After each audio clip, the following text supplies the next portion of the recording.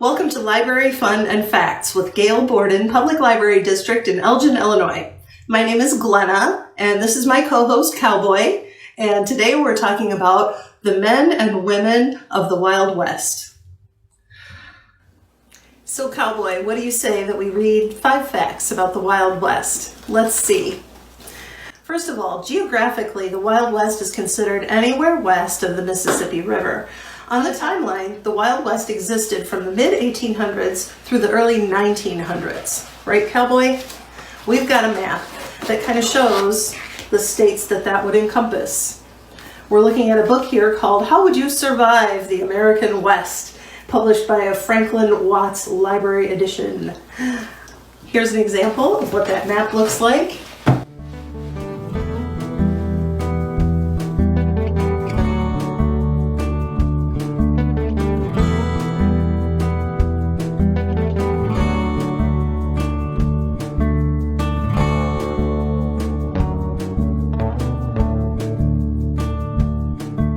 Mr. Cowboy. Fact number 2. In 1804, Thomas Jefferson sent the first expedition west. It was headed by Meriwether Lewis and William Clark. And in 1806, Lewis and Clark returned after a journey of 6,000 miles. They met over 70 Native American tribes. They produced 140 maps. And they documented over 200 new plant and animal species. But the most important thing of all is that they had a guide. She was a Shoshone American Indian woman whose name was Sacagawea. And because of her, that's the reason the expedition actually made it through. You see, what was happening was she was carrying her baby who was born on the trail. And that was a sign to the other Indian tribes that the group that was coming meant peace.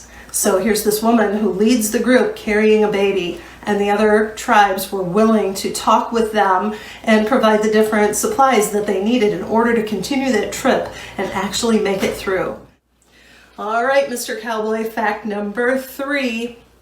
In 1807, John Jacob Astor established the American Fur Company. This created jobs out west for hunters, trappers, and traders, and it really factored into a lot of the American history that you'll see in future comments. Fact number 4, 1842 gold rush brought about 175,000 more people west. They relied on those maps that were created back in 1842 through 1854 by the expeditions that were led by John C. Fremont and his guide, Kit Carson. For fact number 5, Cowboy, did you know? The Pony Express, the telegraph, and the railroad came next in order to connect America from the Atlantic coast to the Pacific coast.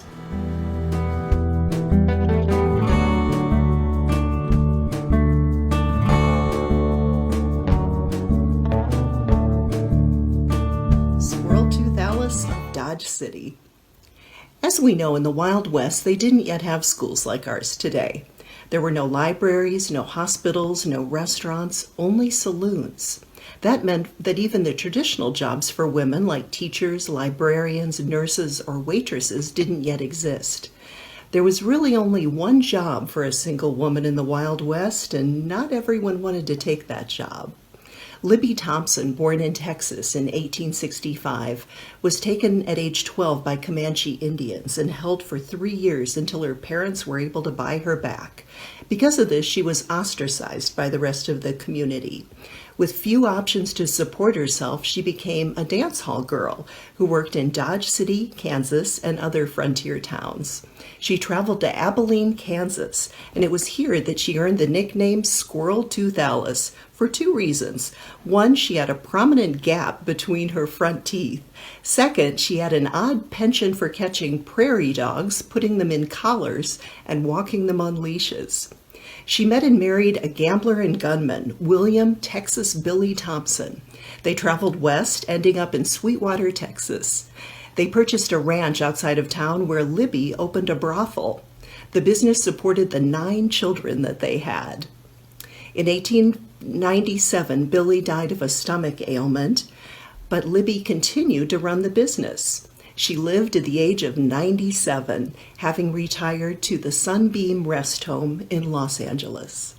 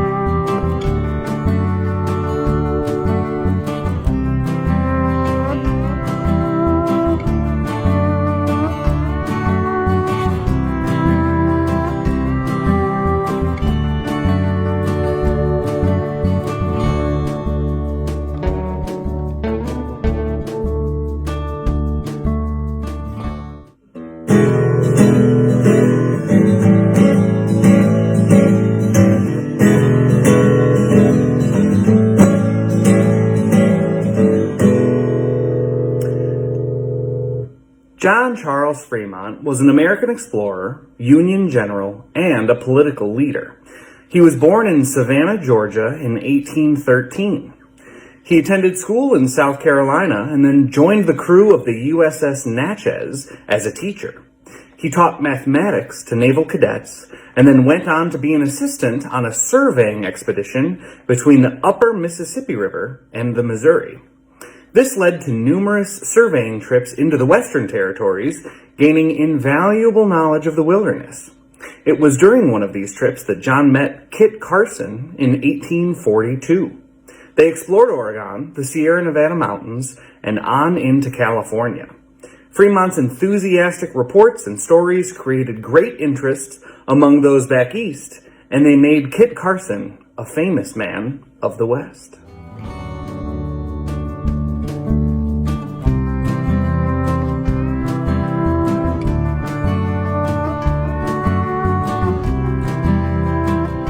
Hi, today I'm going to read to you about Big-Nosed Kate.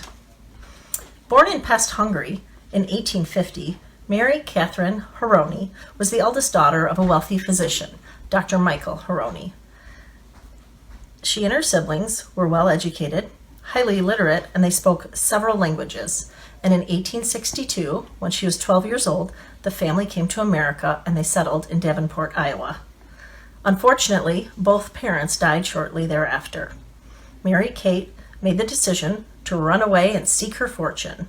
Traveling through cow towns as a dance hall girl, she began working with Bessie Earp, the wife of Wyatt Earp's brother, James. Kate then met Wyatt Earp and Doc Holliday, and by 1875, Mary Kate and Doc Holliday started traveling together and formed a relationship that would last until Holliday's death in 1887. And at one point, the couple separated for 4 years, and during this time, Holliday joined the Earps in Tombstone, Arizona. And Mary Kate opened a miners' boarding house in Globe, Arizona. Mary Kate went by many names, including Kate Fisher, Kate Elder, Mrs. John Dock, and Nosy Kate. But the name that she was best known for was Big-Nosed Kate. This distinguished her from another woman known as Kate. Big-Nosed Kate returned with Doc Holliday on many occasions and was said to have witnessed the OK Corral shootout. In 1877, she even broke Holliday out of jail by starting a fire and pulling a gun on the warden while everyone else was tending to the fire. Kate next headed to Colorado to reunite with her family in the late 1880s. She's said to have been with Holliday when he died there. Kate married George Cummings in 1890, returned to Arizona, and then left Cummings in 1900. She worked in Cochise, Arizona, and in Dos Cabezas, Arizona in 1940. Big-Nosed Kate died in the Arizona Pioneer Home, and she was buried in Prescott, Arizona, in the Pioneer Cemetery under a modest stone.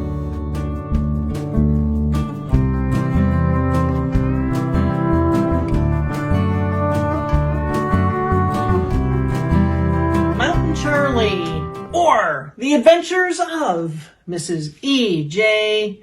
Guran, who was 13 years in male attire. An autobiography comprising a period of 13 years. Life in the States, California, and Pikes Peak. Elsa Jane Guran. Elsa Jane was a teenage widow with 2 children in the 1840s. Unable, due to being a woman, to obtain employment to support her children, she housed them in the Sisters of Charity home. Leaving them behind, she dressed as a man and became Mountain Charlie. Over the course of the next 13 years, she worked as a cabin boy on a steamship, a brakeman on the Illinois Central Railroad, a saloon owner in the California goldfields, a trader for the American Fur Company, and when Colorado had its gold rush, she owned a saloon there called Mountain Boys Saloon. Even though she was just a woman in the West, she found a way to support herself and her children in truly unique and courageous ways. She later retired and married a bartender that had worked for her for many years. Can you imagine? How did that go down? Marrying someone that you thought was a man all those years? I can't even imagine. Wow. Thanks for watching.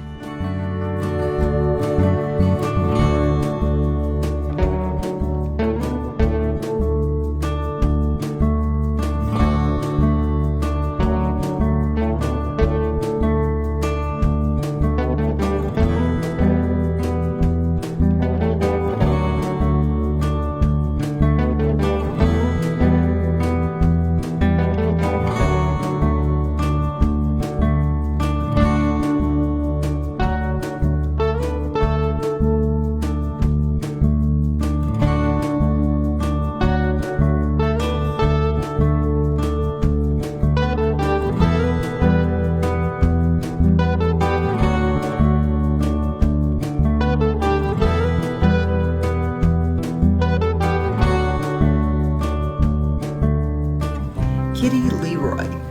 A lady gambler, gunfighter, dancer, saloon owner, and sometimes a lady of the night, Kitti Leroy led a legendary life.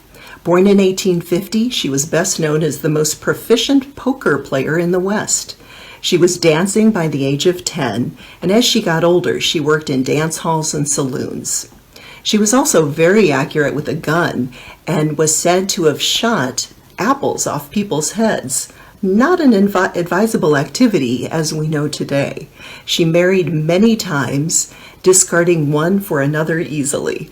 While owning the Mint Gambling Saloon in Deadwood, she married husband number 5, and it is said that she was known to be in the company of Wild Bill Hickok and noted train robber Sam Bass.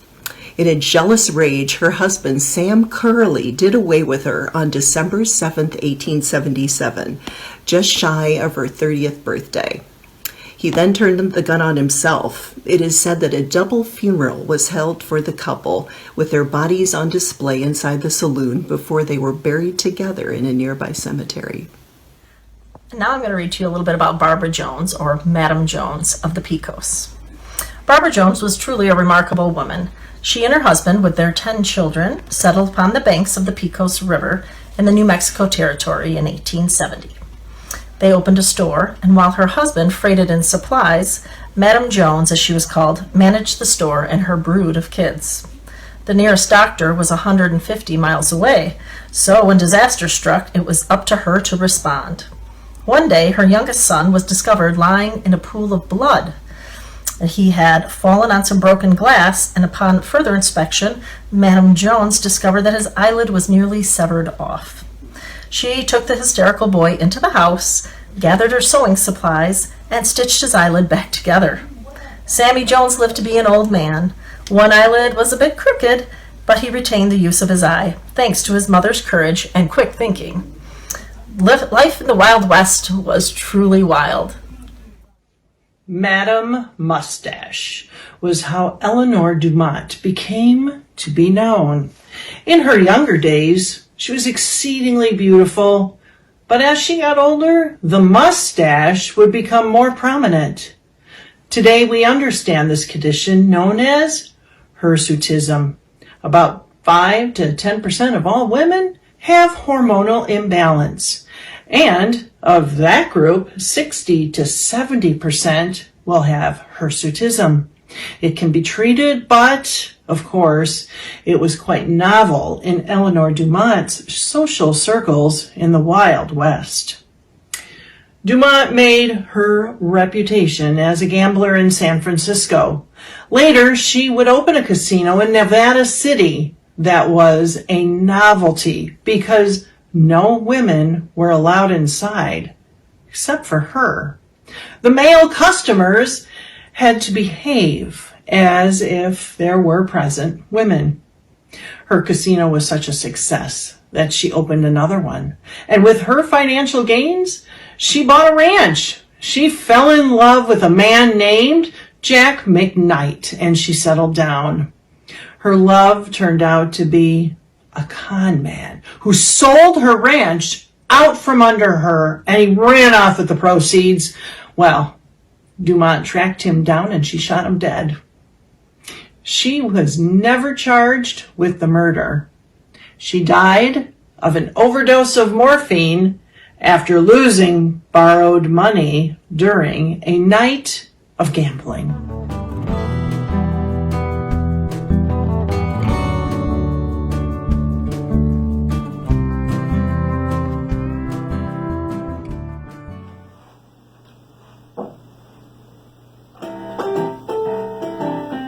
Christopher Houston Carson was born in Missouri in 1809. Better known as Kit Carson, he was a mountain man, wilderness guide, Indian agent, and U.S. Army officer. Leaving home at an early age to trap and hunt in the Rockies, he lived among and married in the Arapaho and Cheyenne tribes.